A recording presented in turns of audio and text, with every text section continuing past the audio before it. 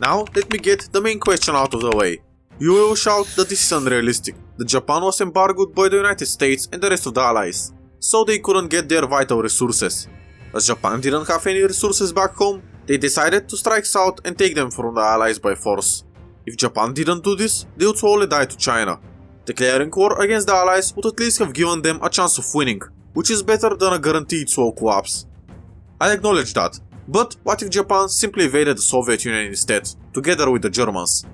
There are many problems with this happening. I'll tell you more about them later, but let us see what would happen if this was the case. Would the Soviet Union capitulate, or perhaps when Japan is defeated, the Soviets and the Americans would split the country in two? If that were to happen, would they reunify like Germany or remain split like Korea? Let me show you what I came up with, and most importantly, why it didn't happen historically. First, let me get all the problems out of the way for this scenario. Telling Japan just to invade the Soviet Union is like telling Ultranationalist Germany and the Fuhrer to simply develop nukes, despite it being considered by them Jewish science. Or it's like telling the Germans to not build a concentration camps during the war, and so on. Basically, these things are characteristic to the Ultranationalist ideology, so saying that they don't do them is just impossible to happen. This goes for not declaring war on the United States, the Soviet Union, and etc. Same situation applies to Japan. They cannot simply join Germany's invasion of the Soviet Union. To start off with the obvious, despite Germany and Japan having signed the Tripart Pact, or the Axis, their alliance was not a concrete one. Prior to the Japanese invasion of China, the Germans were actually training the Chinese soldiers, sending them weapons and giving them military education. Japan also never declared war on Poland, and the two countries had an unlikely friendship, where they shared intel regarding Germany and the Soviet Union. Basically, it wasn't an alliance. And saying that Japan should attack the Soviet Union just so they can help Germany is really absurd. I can go on forever to explain why this couldn't happen, as again it's unrealistic and the Japanese government would never do it. The Japanese, for example, wanted to achieve the Greater East Asia Co-Prosperity Sphere, which aimed to unite all the East Asian nations together and kick the colonizers out. Japan going for the Soviet Union instead of the colonies of the United States, France, Britain, and even the Netherlands and Portugal doesn't make sense on many levels. Instead of focusing why it didn't happen, let us focus on what if it did. Now I want to give you a brief explanation of how Japan could technically be in a position to attack the Soviet Union, instead of the Allies. Again, this is flawed, but I cannot restructure the entire Japanese cabinet to war. This is because the army supported going to war against the Soviet Union, while the Navy admirals wanted to go to war against the United States. Many people need to come to power and some need to lose it, so this scenario can fit the narrative I pointed out. I will suggest that the Showa restoration is successful, and no, this is not inspired by Hearts of Iron. It literally says in their Wikipedia page that they want to invade the Soviet Union, so this will work nicely for our scenario. This would also happen before the war with China, so we would have freedom to change many things about Japan. If you don't know anything about the Showa restoration, it basically means for the emperor to take full control of Japan and abolishing the liberal democracy by previous emperor Taisho.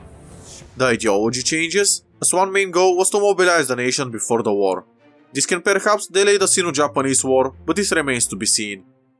Regarding how the Showa restoration can take place, there was a coup in its favor called the February 2016 incident. It happened in 1936, and while the young Japanese Imperial Army occupied the center of Tokyo, they failed to assassinate the Prime Minister, and also failed to secure control of the Imperial Palace.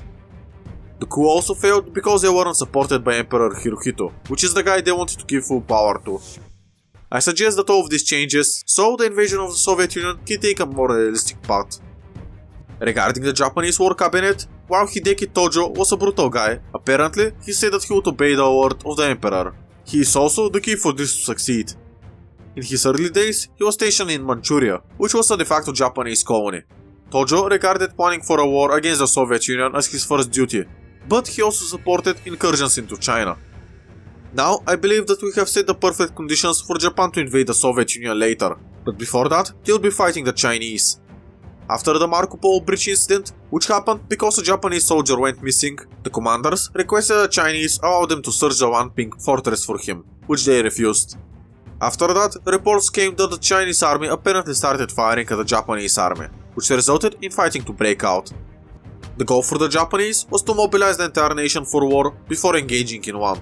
This is why I think that Japan would demand compensation rather than to engage in war. Maybe they get the one pink fortress or threaten with war. I think that they would get some compensation which would make their war against China later easier.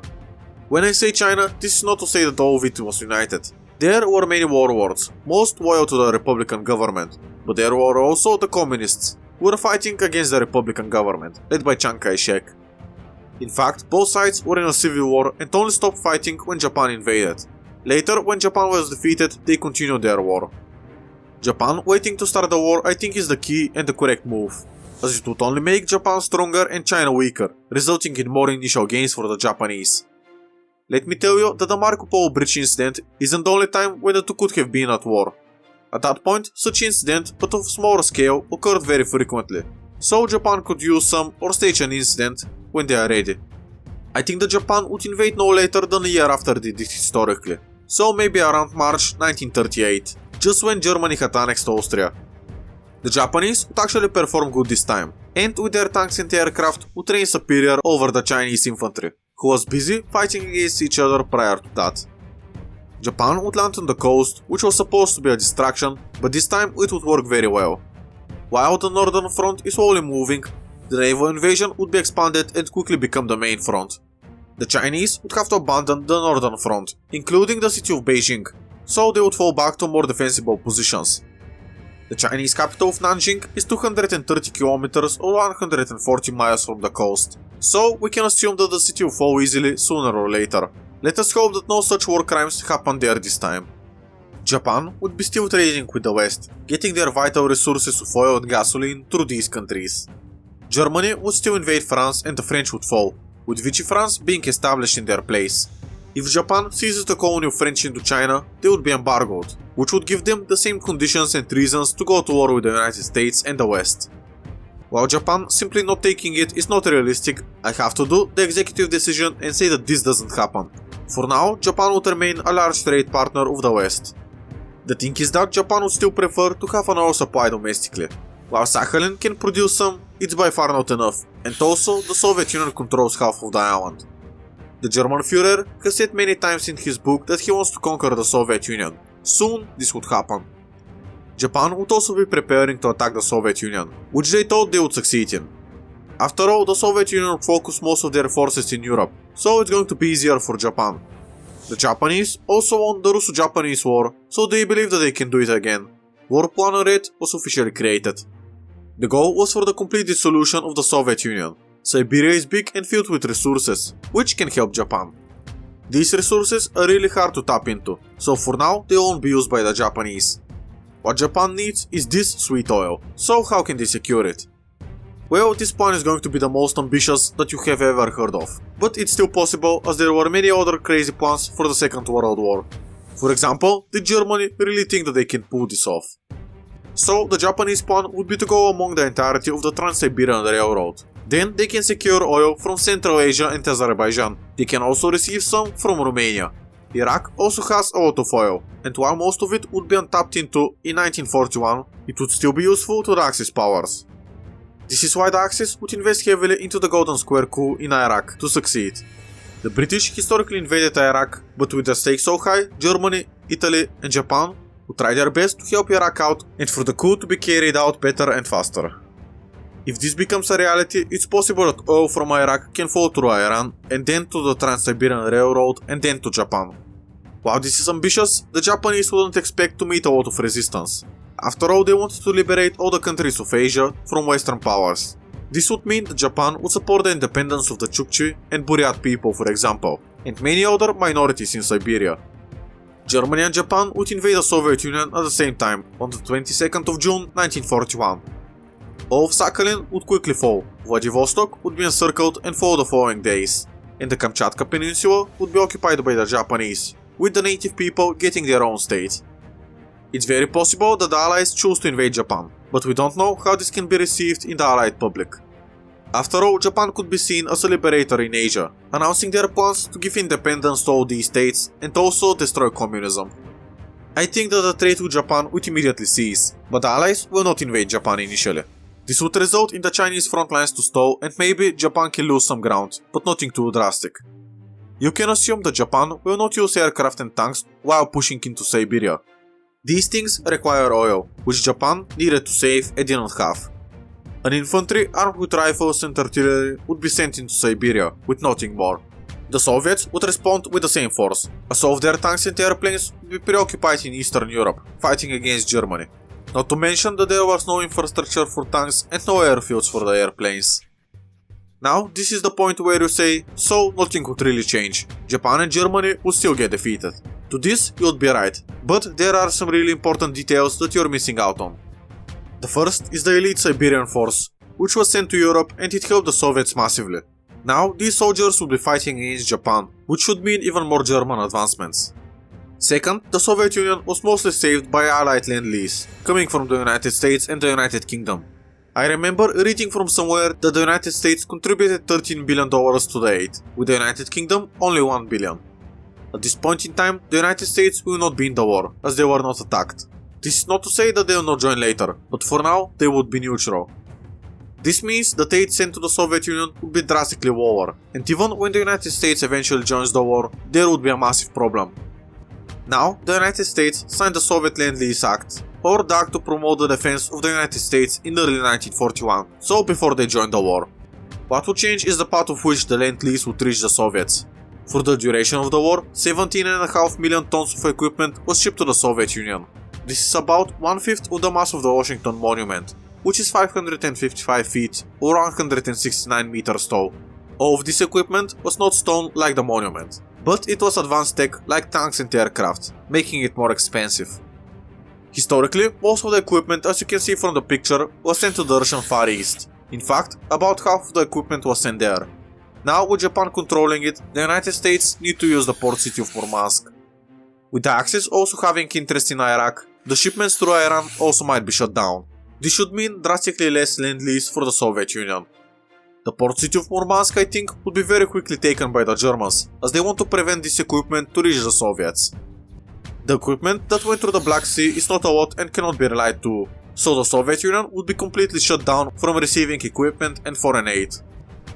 These conditions, I think, would be brutal for the Russians, and I have no doubt that Stalingrad and Leningrad would follow in this scenario.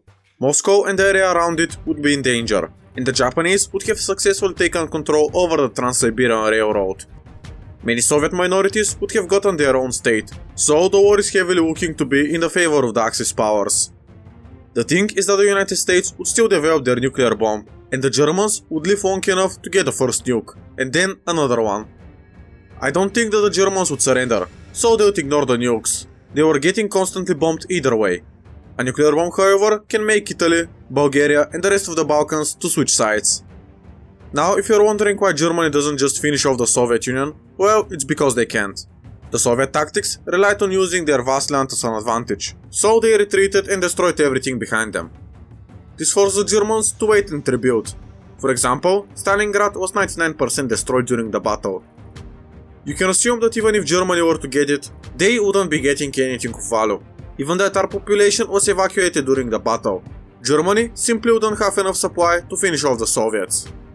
The Americans will not sit idle. As I said, they would nuke the Germans and the other Axis states. The Allies would land in Germany while just avoiding combat with Japan and waiting for their resources to run out. For the Japanese, this would quickly happen, so Japan would be on the initiative to take the Dutch East Indies for their resources. This would prove too little too late, so them and the Germans would inevitably collapse. You can assume that the Soviet Union wouldn't be awarded too much in this timeline, simply because they almost collapsed. While Stalin had lost the most soldiers and territory, the rest of the Allies had nuclear weapons, so Operation Unthinkable could have happened, resulting in a quick Allied victory. After all, the Soviet Union might never reach Poland in this timeline, not to say for Berlin. This means that the Allies would manage to get over the Balkans, Italy and Germany. The Soviets would only be awarded Manchuria, North Korea and Northern Japan. Stalin would still give Manchuria to the Communists, but I don't think it's going to be enough to secure a Communist victory there. I would predict that with a drastically weaker Soviet Union, the Republic of China would come out on top. As for Japan, a large portion would be Soviet occupied, as to appease Stalin. I want to add something that would probably break your heart, but not mine. I have heard that many manga and anime artists came from the north of the country, which would now find itself into Soviet occupation. This would mean that anime is drastically limited in Japan, which I find really interesting, as to me this is the first thing I think of when somebody mentions Japan. Back in Europe, as the Soviets wouldn't reach Poland, this means that the Allies can actually save Poland, but not with their pre-war borders, as Stalin is unwilling to give them back. This is why Poland would annex East Prussia as compensation. Czechoslovakia would also remain democratic, with Edvard Beneš returning as president. King Michael's coup would be carried out in Romania, and the Tsardom of Bulgaria can remain a free country, although they need to become a constitutional monarchy. I have no idea what would happen to Yugoslavia. Maybe Tito doesn't rise to power and the kingdom is restored, but this is up for debate. After the fall of communism, which would be way sooner than later, all of Eastern Europe would gain their independence, and it's possible that Poland restores their pre-Second World War borders then. North and South Korea would for sure reunite, as well as for Japan. The Cold War in general might not even happen, as the Soviet Union would be too weak compared to the rest of the Allied powers. This scenario has resulted in a more democratic and peaceful world, as even communist China is absent. Is this possible just because Japan attacked the Soviet Union? Well, I think so. But I want you to rate the realism of this video from 1 to 10, with 1 being the least realistic and 10 being the most. If you think that you know how Germany could have won the First World War, I suggest you try this interactive video, where you can play as them and try to secure a victory. I hope to see you there.